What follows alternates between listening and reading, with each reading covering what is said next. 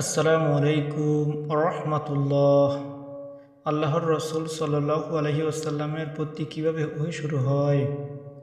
আল্লাহ রাব্বুল আলামিন সূরা নিসায় আয়াত নম্বর 163-তে বলেন, নিশ্চয় আমি আপনার প্রতি সেরকম হয়ে ওহী প্রেরণ করেছি যেরূপ নবী নূহ আলাইহিস সালাম এবং তার পরবর্তী নবীদের প্রতি ওহী প্রেরণ করেছিলাম।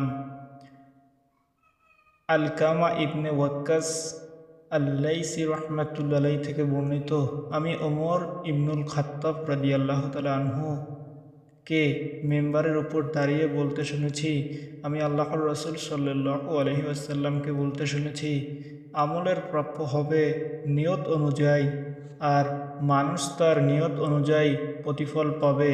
তাই যার হিজরত হবে দুনিয়া লাভের অথবা কোনো মহিলাকে বিবাহ করার উদ্দেশ্যে, তবে তার হিজরত সেই উদ্দেশ্যে হবে যে জন্য সে হিজরত করেছে।